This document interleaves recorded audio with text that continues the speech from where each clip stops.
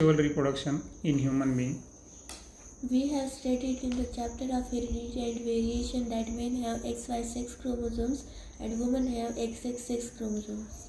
आता आपल्याला माहीत आहे की आपण एक चॅप्टर पण पाहिलेलं आहे ज्याचं नाव आहे हेरिडिटी अँड व्हेरिएशन.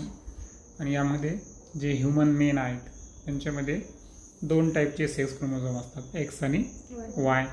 आणि वुमेनमध्ये जे सेक्स क्रोमोझोम आहे हे सेम टाईपचे असतात, म्हणजे XX chromosome. Reproductive system with specific organs develops in the body of men and women due to these sex chromosomes only. आता आपल्या बॉडीमध्ये तुम्हाला माहीत आहे की प्रत्येक सेल किती क्रोमोझोम बिलॉंग करते, 46. त्याच्यापैकी आपण ज्या 22 पेअर्स आहेत त्याला ॲटोझोम्स म्हणलो आणि उरलेली जी एक पेअर आहे त्याला आपण सेक्स क्रोमोझोम म्हणलो. तर मेल आणि फिमेल या दोन्हींच्या बॉडीमध्ये ॲक्च्युअल जो डिफरंट येतो तर त्या डिफरंट जे रिप्रोडक्टिव्ह सिस्टीममध्ये जो फरक आहे आणि जे वेगवेगळे ऑर्गन आहे, स्पेसिफिक ऑर्गन आहे दोन्हीमध्ये, हे फक्त कोणामुळे आहे, sex क्रोमोझोममुळेच. X chromosomes is present in men and women whereas Y chromosomes is present in men only. आता एक्स क्रोमोझोमचं वैशिष्ट्य आहे हा दोन्हीमध्ये प्रेझेंट आहे, मेन आणि वुमेनमध्ये. पण वाय क्रोमोझोम फक्त आणि फक्त मेनमध्ये प्रेझेंट असतो.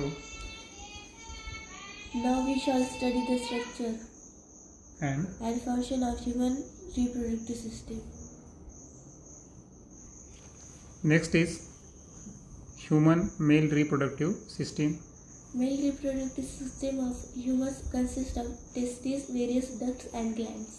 आता मेल रिप्रोडक्टिव्ह सिस्टीमचे जे मुख्य पार्ट आहे ते आहे टेस्टिस, वेगवेगळ्या प्रकारचे डक्ट आहेत आणि काही ग्लँड्स आहेत. Testes are present in the scrotum outside the abdominal cavity. आता फिगरमध्ये पाहू शकतो आपण की जे स्क्रोटम आहे ते एक प्रकारची सॅक असते आणि त्याच्या आतमध्ये काय प्रेझेंट असतात, टेस्टिस प्रेझेंट असतात. आणि टेस्टिसचं लोकेशन सांगायचं असेल तर ॲब्डोमिनल कॅव्हिटीच्या आउटसाईड. आता मेल आणि फिमेलमध्ये हाच फरक आहे बा, मेलमध्ये जेवढे काही ऑर्गन आहेत ते ॲब्डोमिनल कॅव्हिटीच्या आत आहे, पण फिमेलमध्ये. पण मेलमध्ये जर पाहिलं तर आपण सर्व काही ऑर्गन हे ॲब्डोमिनल कॅव्हिटीच्या आउटसाईड पण प्रेझेंट असतात. Testes contain numerous seminiferous tubules. आता टेस्टिसचं वैशिष्ट्य जर पाहिलं याच्यामध्ये तर याच्यामध्ये असंख्य असे काय प्रेझेंट असतात, सेमिनिफेरस ट्युब्युल्स प्रेझेंट असतात. Germinal epithelium present in the tubules divided by meiosis to produce sperms. आता स्पर्म हे प्लड आहे आणि हे प्लड सेल तयार करायचे तर सेल डिव्हिजनची टाईप कोणतं असणार, मिओसिस. म्हणून लक्षात ठेवायचं की जे जर्मिनल इपिथेलियम आहेत सेमिनिफेरस ट्युब्युलमध्ये प्रेझेंट असणारे, तर यांचं जे डिव्हिजन आहे हे मिओसिस टाईपनं होतं आणि फॉर्मेशन होतं मेल जर्म सेल, ज्याला आपण म्हणतो sperm. Those sperms are sent forward through various tubules. आणि हे जे स्पर्म आहे हे वेगवेगळ्या ट्युब्युल्सच्या थ्रू हे फॉरवर्ड सेंड केल्या जातात. Sequence of those tubules is as red testes, vas efferents, epididymis, vas deferens, ejaculatory duct and urinogenital duct. आता जे स्पर्मचा पाथ जर पाहिला आपण, ओके, तर ज्या व्हेरियस ट्युब्युलच्या थ्रू स्पर्म या ठिकाणी काय व्हायला, फॉरवर्ड सेंट व्हायला, तर सुरुवातीला ते कुठे येणार, रेड टेस्टिस. त्यानंतर आहे व्यास इफ्रन्स, ओके. देन आफ्टर ते कुठं जाणार, इपिडिडायमिस, ओके.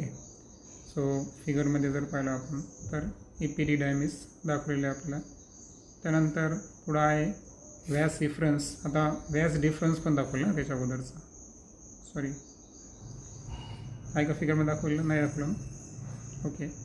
व्यास इफ्रन्स नाही पण व्यास डिफरन्स दाखवलेला आहे. त्यानंतर आहे इजॅक्युलरिटी डक्ट आणि फायनली आहे युरिनोजेनायटल डक्ट. तर फिगरमध्ये इजॅक्युलरिटी डक्ट दिसेल तुम्हाला आणि फायनली ज्या पेनिस थ्रू ओपन होतो तो कोणता आहे, युरिनोजेनायटल duct. As the sperms are pushed forward from one duct to next, they become mature and able to fertilize the ovum. आता जे मॅच्युअर स्पर्म आहे त्याला आपण सिमन म्हणतो. ओके. आता जसं की आपण पाथ पाहिला कसा होता, रेड टेस्टिस, व्हॅस इफ्रन्स, इपिडिडायमिस, व्हॅस डिफरन्स, इजॅक्युलेटेड डक्ट आणि युरिनोजेनायटल डक्ट. तर या सर्व डक्टमधून पास होत असताना त्याच्यामध्ये वेगवेगळे घटक ॲड होत जातात आणि स्पर्म जो आहे हा मॅच्युअर होतो. आणि मॅच्युअर आहे याचा अर्थ जर तो फिमेल बॉडीच्या जी एक सेल आहे ज्याला आपण ओवम म्हणतो त्या ओवमला तो फर्टिलाइज करून जायगोटचं फॉर्मेशन करू शकतो. Seminal vessels secretes their secretion in ejaculatory duct, whereas prostate gland and corpus gland secrete their secretion in urinogenital duct. आता जे सेमिनल वेसायकल्स आहेत तर त्याचं जे सिक्रेशन आहे हे सिक्रेशन कुठं रिलीज होतं, इजॅक्युलेटरी डक्टमध्ये. जसं की तुम्हाला सेमिनल व्हेसिकल दाखवले आहे फिगरमध्ये.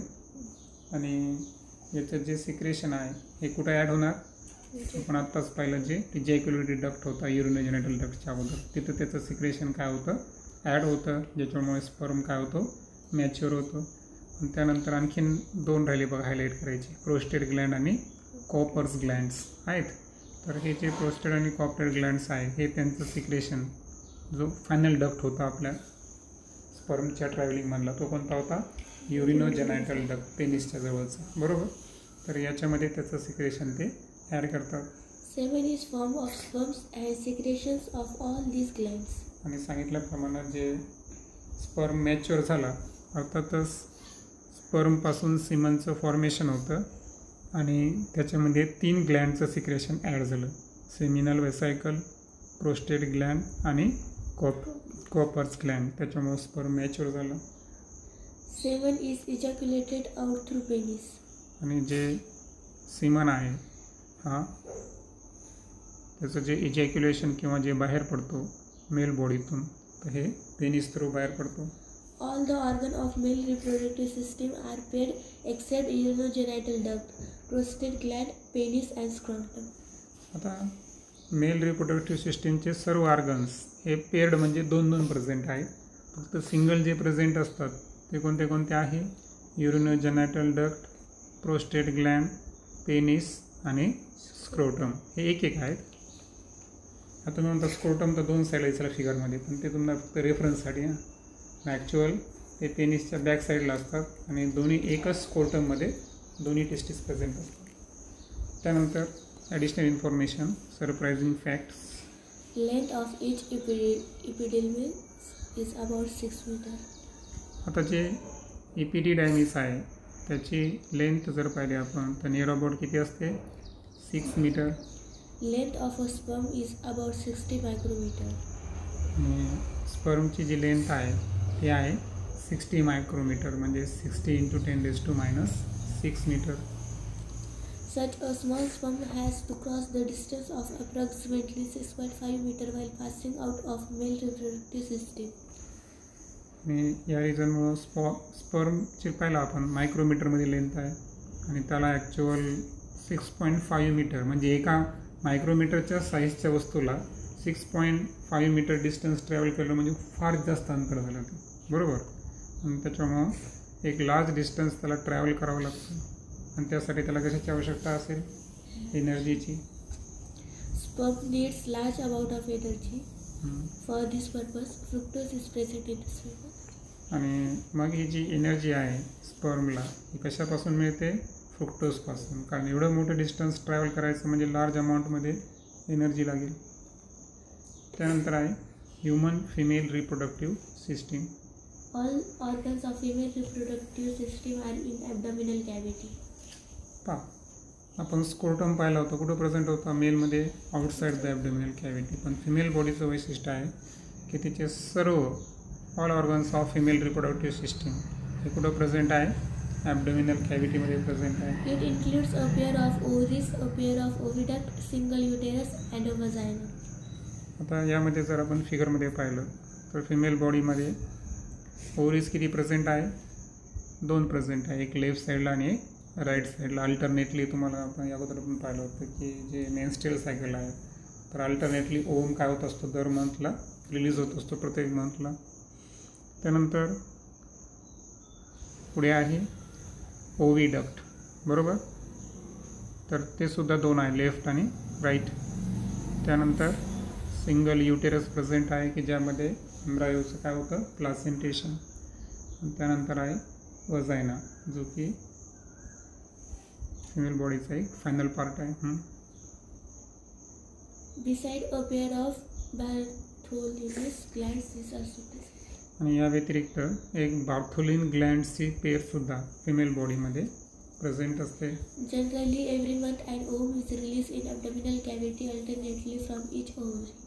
सांगितल्याप्रमाणे एव्हरी मंथ किंवा एव्हरी 28 डेज नंतर जे ओव्हम आहे हा अल्टरनेटली प्रत्येक ओव्हरीमधून हा ॲब्डोमिनल कॅव्हिटीमध्ये रिलीज होत असतो. Free end of oviduct is funnel-like. आणि लेफ्ट आणि राईट साईडला प्रेझेंट असणारे जे ओव्हिडक्ट आहे तर त्याचा जो फ्री एंड आहे हा कसा असतो फनेल लाईक असतो, नरसाळ्यासारखा फिगरमध्ये पाहिल्याप्रमाणे. An opening is present at the center of it. आणि त्या ठिकाणी एक ओपनिंग पण प्रेझेंट आहे त्या ओव्हिडक्टच्या सेंटरमध्ये. Oocytes enter the oviduct through that opening. आणि म्हणून जे oocytes आहे निर्मिती कुठे झाली त्याची ओव्हरीमध्ये, नंतर तो oocytes कशामध्ये एंटर करतो ओव्हिडक्टमध्ये. Cilia are present on inner surface of oviduct. आणि ओव्हिडक्टच्या आतील पृष्ठभागामध्ये केसांसारखे काय प्रेझेंट असतात सिलिया प्रेझेंट असतात. These cilia push the oocytes towards uterus. आणि या सिलियांचं काम आहे की जे oocytes आहे तर कोणाच्या दिशेने युटेरसच्या दिशेने पुश करणे. तर अशा पद्धतीचं हे स्ट्रक्चर आहे ह्युमन फिमेल रिप्रोडक्टिव्ह सिस्टीमचं. नेक्स्ट व्हिडिओमध्ये आपण गॅमेट फॉर्मेशन, फर्टिलायझेशन या संदर्भात डिटेलमध्ये डिस्कस करू.